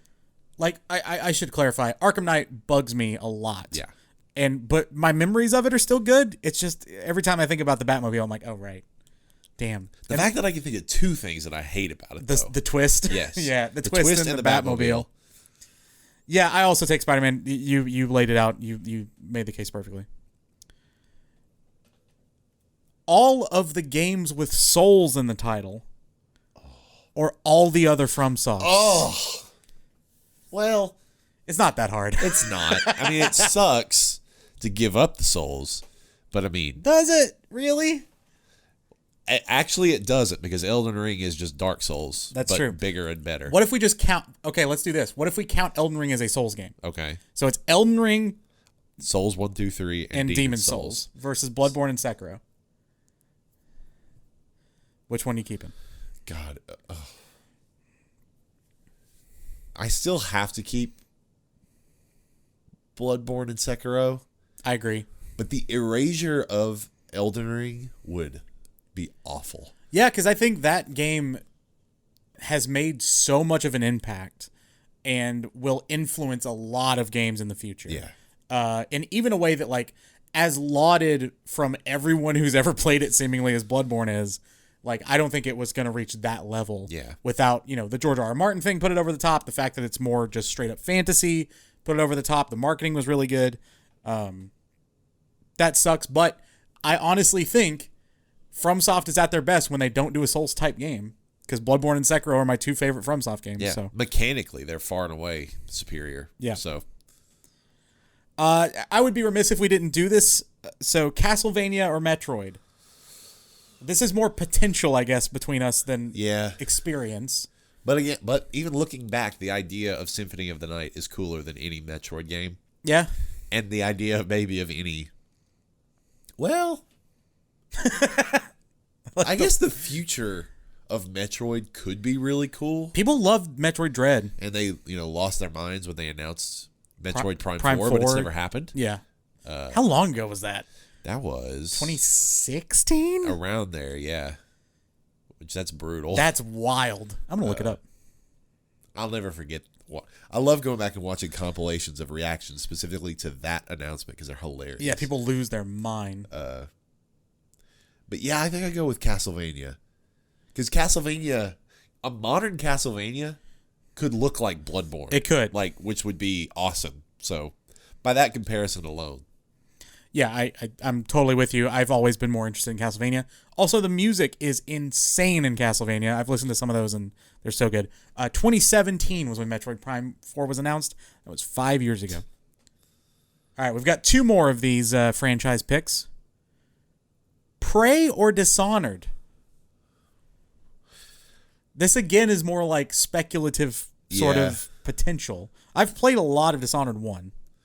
I played a little bit of Dishonored 1 and 2. And neither one hooked me. But I like the conceit. I'm the same way. So much. I'm the exact same way. Like, I love the idea of it. The world is cool. The art style's cool. And I never want to finish it. Yeah. It's so funny. I'm the exact same way. But Prey is so nebulous. Yeah. But they're both also, to me, knockoff BioShock. Yeah. In one way or ways, another. Yeah. So then it comes down to, do I want my BioShock likes to be this sort of weird, steampunky, the Dishonored style, sure, versus the sort of alien or sci-fi corridor type thing, yeah. I think I keep Dishonored, but I almost think a good Prey game would be better than a good Dishonored game going forward. I think I'd agree with that. I think Dishonored probably means more to more people. Although apparently Prey Mooncrash, I think was the name of that DLC, is incredible. Interesting. And was basically Deathloop, but done better and before Deathloop. Or at least done very well. I would also keep Dishonored just because, like you, there's something about it that I'm like, damn, I really want to get into this franchise, and I've never been able to. I have tried streaming it multiple times, though. I wonder if I would like it more just outside of stream. I don't know. Okay, the last one, a classic. Two of the oldest shooters there are, Doom or Wolfenstein? I I would probably go Wolfenstein just because of the setting. Alternate history thing? Which I love, like alternate history, like World War II kind of stuff. Doom has just always been in a weird way. This might sound weird. Doom has always been a little straightforward. Yeah, I know what you mean. Just go kill some demons. You're in hell. Go shoot. Yeah. Which is cool in a way, but in another way, it's like, well, if you played a Doom, you've played them all. That's not true. No. But that's how it feels. Sure, I know what you mean. Having played a little bit of Doom 2016 and never touched anything else. But I really love Wolfenstein: The New Order.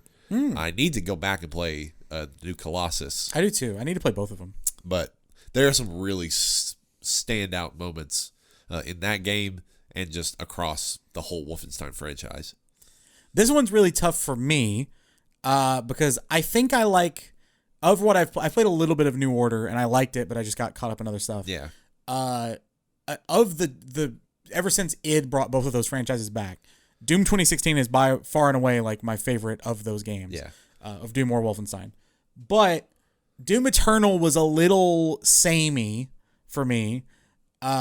And I love Wolfenstein Return to Castle Wolfenstein and Wolfenstein Enemy Territory, which were two older PC games now. Sorry if I just made people feel old, but they are older now. And because of that, and I'm also with you on the alternate history thing, I think it's just a cooler idea. It's a cooler world. I think there's more potential there than with Doom, even if I liked the gameplay of Doom 2016 a lot. I platinumed that game. But all right, now we're on to the console libraries. You only get to play one. Let's just say you only get to play one of these for the rest of your life. Okay. PS4 or PS2? PS2, the library that a lot of people say is the best game library of all time. PS4, the game library that I think you and I say is the best game library of all time. So I thought I'd put them together.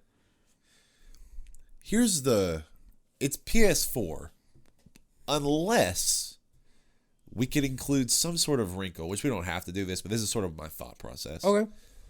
If all of the games on PS2 were easily accessible to me, like if all of the Dragon Ball Z Budokais were accessible. Oh, let's just say that, you can kind of do this with emulation, but let's just say I have a box. There's a box with PS2 games on it. Yeah, with every PS2 game on it. But you also have a box with every PS4 game on it. Right. Like, you don't have to buy anything. It's just there. Yeah, I still think the answer is PS4, but that idea makes it a lot closer. Because there are a ton of games that on that generation from PS2 that, weirdly, that I probably love that are not as much other people's wheelhouse. Sure. But the Tony Hawk series, the Dragon Ball Z series, all that sorts of stuff. The wrestling games of that era were the best. But most of my favorite Great games racing of all time, games. like at least half of my top 10 are PS4 generation. So this might be an age thing. I'll address that now. If anyone's going to say you all are too young. But we're also not JRPG people. Yeah. And that was like the golden era of JRPGs, PS1, PS2-ish.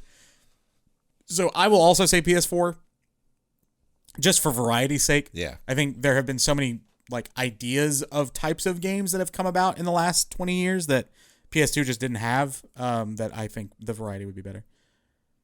This one's really interesting to me. Let's say it stopped at the end of the year. Let's say that. PS5, okay?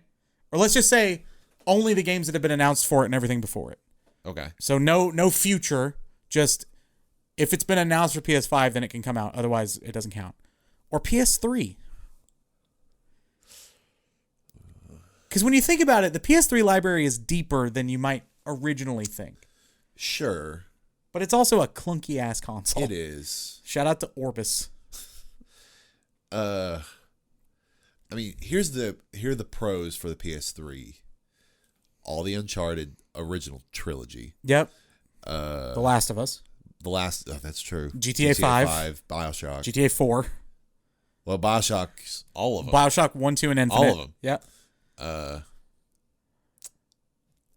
Journey. Jeez, you brought up ones that even made me lose my train of thought, but there were more. Yeah. The Walking Dead Telltale game. I was gonna say my prime era of Call of Duty. Call of Duty games. Yep. Because I would absolutely go back. Like, screw any Call of Duty that's come out post Modern Warfare 2. I'll play that forever. Yeah. I mean, Little Big Planet 1 and 2. I'd probably go with PS3. Red Dead 1.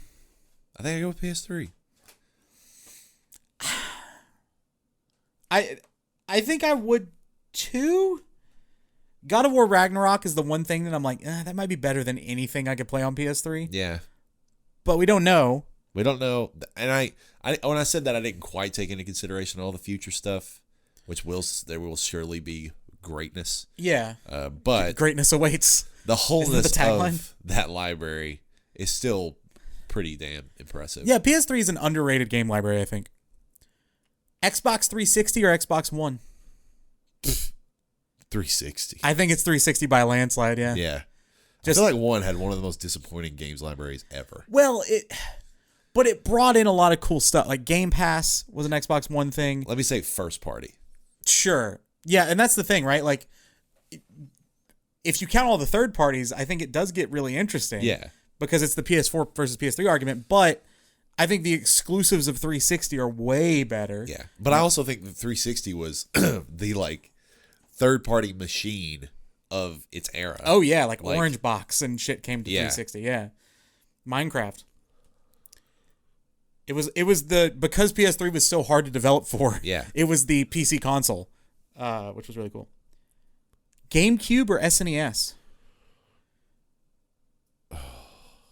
Or Super Nintendo or SNES. I'm going to say them all because people get pissed no matter how you say it. I am a GameCube kid. Do you say Super Nintendo or SNES? Or SNES? I would probably just say SNES. That's the way I say it too. I'm a GameCube kid. There are some absolute slobber knockers on the SNES. I like the way you emphasize that. My eras of Tony Hawk. Yeah. Like Smash. NBA Street. Kirby's Air Ride. Mortal Kombat games. Zelda games. Like everything. Mario Sunshine. Like the GameCube is one of the New Super Mario underrated Brothers. console libraries as well. Pokemon Stadium. Yeah. It's not that close for me in this regard. I think it's pretty close for me. I have such a fondness for SNES. Because, I mean, as many games as we named, Super Mario World, Link to the Past, like NBA Jam. There's so many wonderful games on the SNES. But again, it's kind of something we've talked about a lot with this, which is there were just types of games that hadn't been invented yet because of the limitations that I think, like, you couldn't play a real Madden on SNES. You could play it on GameCube. So I think I also pick GameCube. Yeah, and I think what's interesting is for us, I mean, obviously the SNES sort of iterated and upgraded on pretty much everything that the NES did. Yeah. But we're also kind of an age where the people who were a little older than us that we were connected to, they had SNESs and not NESs. Yes. Have you ever thought about this? Like, I don't remember. I'm trying to think here. I don't know if any of my relatives had an NES. Same. My but first two or three of them had an SNES. My first console was an SNES. Yeah. So it was like a hand-me-down SNES. That's sort of like our first. That's the starter point. Yeah. Yeah. And then loosely our age, you could have gotten into the N64, but really you were of age with the GameCube generation. GameCube, PS2, yeah. Funny you bring up N64. The last one of the console libraries, N64 or NES? Oh, N64. Yeah.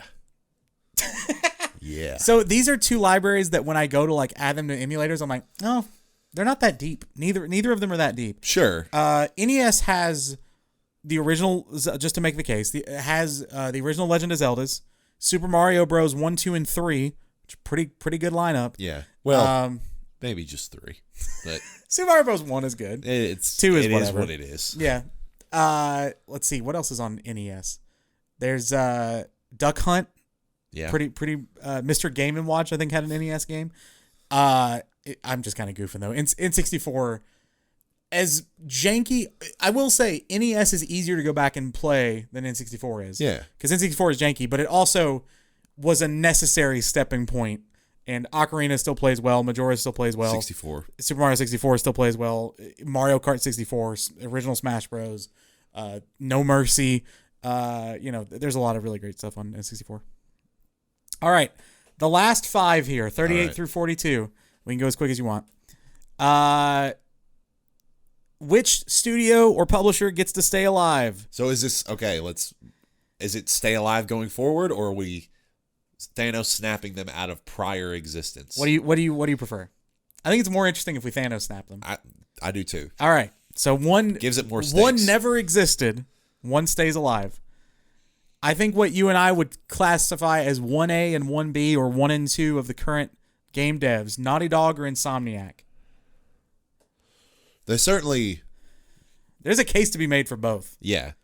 They're certainly in the top 5, both of them right now. Yeah. Like, clear and away. And it depends on your preference. Like, you'll have your Rockstar people. But for us... and it's just... Rockstar, for me, would be ahead of Insom if they put out more games. Sure. But Insom puts out so many good games. Insom is the 9.0 a year developer. Pretty much, yeah. That's a good point. I still need to play Rift Apart. But the Naughty Dog is a 10 every like 5 or 6 years. Sure. And because I don't have as much of an attachment to other Insom properties that aren't Spider-Man, even though I think they're the best pound for pound developer in the world, I think right now. Yeah, you've said that. I go Naughty Dog.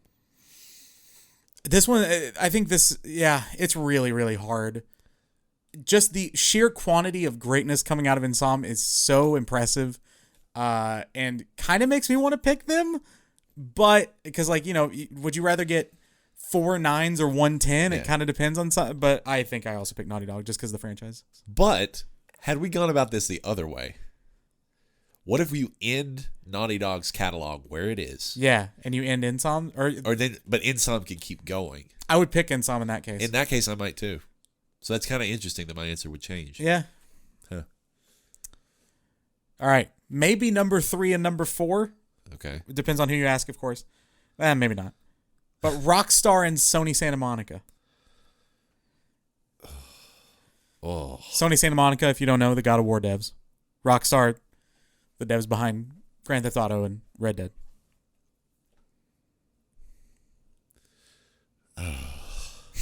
This one's tough. It is tough. Because this is another one where, okay, so we're operating under the assumption that whichever one we choose, all of their games never existed. And we're just moving forward with the other. Yeah. I don't care about God of War that much prior to God of War PS4. No, wow. But I don't really care about anything Rockstar did prior to Red Dead Redemption 1. Wow, okay. So... Sorry, San Andreas and Vice City. Yeah, I've dabbled very briefly, but I don't really care about... That's fair. And that's our little bit of age gap, yeah. I think. And I like GTA 5. I love GTA 5, but it's GTA. It just is kind of what it is. It's not... Yeah. GTA 5 is not special to me, weirdly. It's kind of a way I could phrase it. I understand that, though. It's like... It's as generic as a 10 could be. Sure. Even though it's still a 10. Yeah. It's the best that kind of game could be, but it's also that kind of game. Oh. It's like if I just assume that they're going to make at least one more Red Dead game, then I could convince myself to go Rockstar. But I think...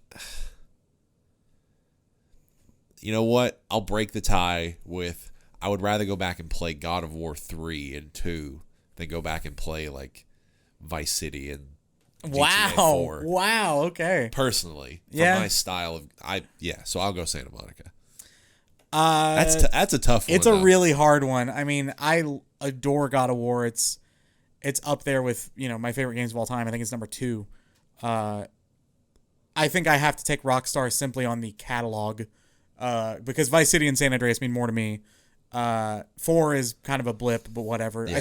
There's still a lot of, weirdly, this is kind of a dumb reason, but there's a lot of like content I love from GTA 4, like Achievement Hunters GTA 4 era stuff. And like Funhouse's GTA 4 stuff. Like, that's kind of a weird reason, but because of the amount of like entertainment I've gotten from those series, I think that puts it over the edge. That being said, I like Santa Monica more. I just think in an exercise like this, I take Rockstar. Bungie or Bethesda? Bethesda. Which game would you be more... This isn't the full question, but which game would you be more excited for? Elder Scrolls 6 or Destiny 3? Destiny 3. Yeah, me too. Only because of recent history of Bethesda. Yeah, fair. And that changes my answer. If Fallout 4 had been if it'd been a 10. Yeah. And then, what is it? I don't know. Did they come out with any other of their mainline like series? Fallout 76. Does that count? I mean, no. Fallout 4 was the last. And no spin-offs. No nothing.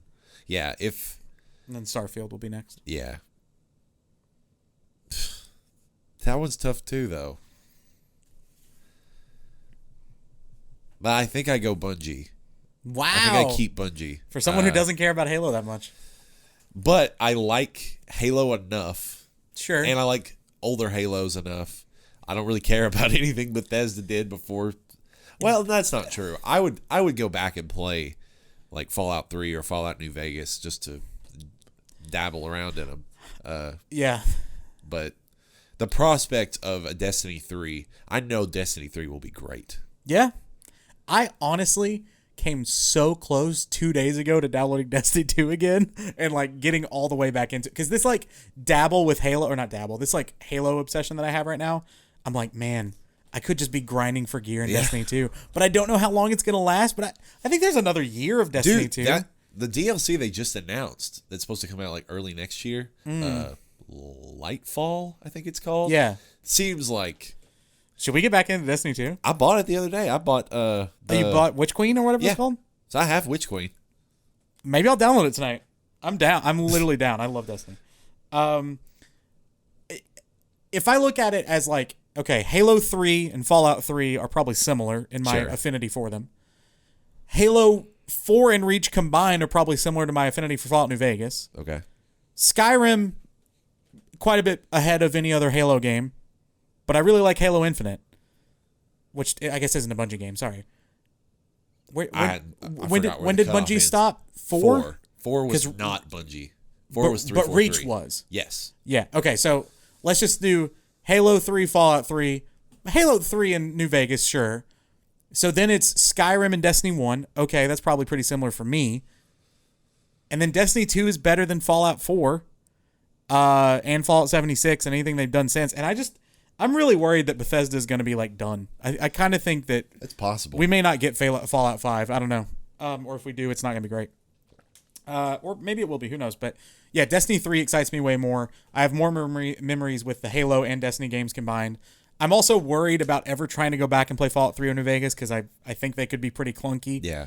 Whereas, No, I've done that with Fallout 3, and I mean, it is. Yeah, and like the Halo games they age pretty well, especially with the Master Chief Collection. So I'm also keeping Bungie. 2 more. Ubisoft or 2K publishers. All of their library. So for those who don't know, Ubisoft would have Assassin's Creed, Splinter Cell, Far Cry, Watch Dogs. I'm trying to think of other Ubisoft properties. Rayman. Beyond Good and Evil. And then 2K would have all the Rockstar games. BioShock, NBA 2K. Yeah, I was just saying, just keep reading this list and basically confirm it as your reason why 2K is the correct answer. I'm just doing it off the top of my head. That's a lot of them. You could have stopped at Rockstar and BioShock. Yeah. And then I love Assassin's Creed. I like a lot of... You can put a Ubisoft game in front of me, and I'm probably going to at least like it. Yeah, that's fair. But the odds that I'm going to love it are relatively low. Yeah. And I think because of the infrequency and the higher quality of the devs that publish with 2K, I'm probably more likely to love a game published by 2K. So. Also forgot from the 2K library, Borderlands, Civilization, I forgot they own Firaxis, and WWE 2K, and Mafia, I guess. Oh, don't forget Mafia. Don't never forget Mafia. And then the last one, the Juggernauts, Nintendo, PlayStation Studios. Which publisher gets to live?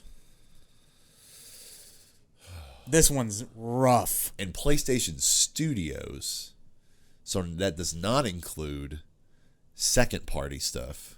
So like Bloodborne, for example. Right. Wow. Well, should it? No, I don't think so. Okay. I think first-party... Does Nintendo ever do second-party? I guess they don't, really. Yeah, no, but that just helps me think about, like, I'm not just thinking about PlayStation exclusives. I'm thinking about PlayStation first-party developed games. Yeah. Which include God of War, Yeah. Last of Us. Uncharted. Spider-Man. Yes. The potential Wolverine game. Yeah. Little Big Planets. Horizon. Yeah. Days Gone. Death Strand. No, that was second party. Sorry. They don't own Kojima. That's a pretty decent summation. But then versus Mario, Zelda, Kirby. Mario Party, Mario Kart, Smash. Mario and Sonic go to the Olympics. I had fun with the first one of those. Yeah, those games were kind of like a fun rental type game. Jay is going through it. Man. That's... I'm going to go ahead and answer this. Okay. I don't want to overthink it. I think it's Nintendo. I think they just have meant more to video games as a whole. As much as I love all of those Sony games and most of those rank higher than any Nintendo game, I just think totality of the argument here. But if it's my personal choice... Yeah, take what you want. Then I think that I'm gonna hang on to Sony. Wow. It is wild we're at a point where we can have the debate, though. Yeah. Especially, once again, about the potential future. Right. Because at this point, yes, you still have high-level Mario, Zelda games that come out every once in a while. But beyond that... the lower-level tiers of exclusive Nintendo games aren't quite up to snuff compared to what they used to be. Yeah, that's true. Versus, I would say right now... I forgot Animal Crossing, by the way. I always do. It's easy to do. Versus that Sony has like 4 or 5 concurrent franchises going on right now. And they could always bring some that back. Are all incredible. And yes, they have IPs that are just dormant. PlayStation All-Stars. So yeah, I think that if I had more of an attachment to Zelda, my answer would probably flip. Yeah, that's probably why I'm there too. But if not because of that, I'm going with Sony. All right. That's it. We did 42 video game would you rathers for episode 42. And that was our big topic that I did not present. I like that you still get to wrap it. Tanner, do you have a recommendation for us this Yes, week? And I'm going to go full on J Nebulous here.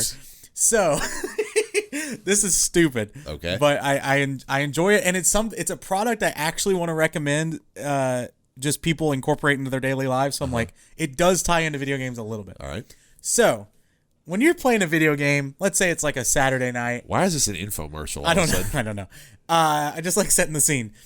You have all the windows open in the house. It's cool. It's like a 68 degrees. You got a cross breeze. Yeah. You got a little blanket on maybe. What do you love having with your video games? A snack. Yeah. And you know the best way to store those snacks? Deli-style quart containers. That's right. My recommendation this week are quart containers. Wait, hang on. You need to elucidate for me exactly. Do you want me to go get an example? Sure. Hold on. Let me just tell you, folks. My recommendation, well, let me be honest. It's not a game either, but it's at least somewhat more video game. But it's also not a recommendation of a tangible item per se. But I guess in a way, his is a more tangible recommendation than mine. All right. Okay, interesting. These things, if you're watching the video version, if not, if you're listening to the audio version, just look up deli-style quart containers. That's what they're called. They're just clear plastic containers. Yeah, I don't know why in my head I was hearing COURT, not quart. Oh, interesting. Sorry. But they come in different sizes. But these are great for when you're playing video games because you don't have to roll up a bag. Right. You just pause it, you grab a few chips, you pop the lid back on, and you're done. You can have it in your lap. You can have it on a table next to you. It's great. I love these things. I'm all in on them. And I just thought I would proselytize the good word. All right. They're cheap. They're easy to clean. One question. Yeah. What is the benefit of a item like this compared to other non-bags? What is the specific utility like Tupperware containers of you're saying? this? They all stack. So all the lids store on top of all the lids. All of these containers store nested inside of each other. So they take up very minimal space. Sure. It's all universal. So like this lid could go to the smaller one, the medium one, or this is the big one. and like it seals forever, so it's like your chips don't go stale as quick. Yeah, and I will say, and you haven't even pointed out this benefit of this particular dimensions of container. Yeah, which is the biggest one. Which is that when you get low, you can drink your chips. Oh, you could. Yeah, you could use it as a I'm cup, a big sure. chip drinker. I'm constantly turning bags just at 90 degrees. Oh, yeah. You got to get those crumbs, man. Ended up with dust all over my face. Oh, it's the best. Like, I just get a splat fest. Good callback. All over my face of different stuff. Quart containers. Okay. Yeah, that's such a you thing to do. It is. You can't disagree. And I respect it. They're great. I had some alongside me when I was playing 2K last night. So let me think of it. So my recommendation is one of my recommendations. It's not a thing. Okay. But it's thought process. It is a request to our corporate overlords. Right. Okay. Which I've done a few times. Definitely listen to this podcast. To PlayStation specifically, though I guess I don't know if this is a feature of other consoles, but I at least know for PlayStation. Let me connect my Bluetooth headphones directly to your console. It's so annoying. It's so annoying. The other day I don't remember what I was trying to play or what I was trying to watch. But whenever I got my PC, I got a pair of JBL wireless earbuds. They're awesome. Yeah. Like $50 for the same quality that a $150 pair of AirPods. AirPods, right. So they're awesome. And I was like, oh, surely I can just take these and find on the device's settings of my PS5, link them just the way I would a PlayStation wireless headset. And I learned that I could not. Yep, you can't. And I was very frustrated by this. PS4 was the same way. When I looked it up, if you buy an adapter, which you could do, it's a hassle. But even if you do that, the microphone doesn't work. Right. So you can't like convert any old pair of Bluetooth headphones into a viable multiplayer, set of headphones to play with on PlayStation. Right. That is stupid. It's dumb. It's really stupid. Are enough people buying your PlayStation wireless gold headsets that you're really willing to cut off the rest of this market and not include Bluetooth on your freaking device? Everything has Bluetooth. Yeah, that's fridges. There are fridges with Bluetooth. That's true. But my PlayStation 5 does not. Yeah, it's annoying. I ran into the same thing when we went over to Skinny's house and I had my AirPods. I was like, oh, I wonder if... Nope. Now, AirPods, it's even worse. Even more finicky. That's true. But you can usually connect AirPods to anything Bluetooth. Sure. But not that time. Quart containers. And Bluetooth and connections. A plea. If anything, mine was a... Here's what's more relevant. But mine was not even mine was like a slip of paper that if it were transcribed, like it was just, mine is words and yours is a container thing, for food. Neither of them really gaming recommendations. Not really. Yeah, even mine is not specifically video game. It's just, maybe I was trying to watch The Boys or something. I don't know. Maybe. Either way, that's it for episode 42 of Double Tapped. If you have ideas for episode 50, we're all ears, by the way. Yep, we're sort of mentally, the gears are turning. It will certainly be a big blowout bash of some variety. Yeah, we'll do something for it. With more details to come. But until episode 43, we're tapping out.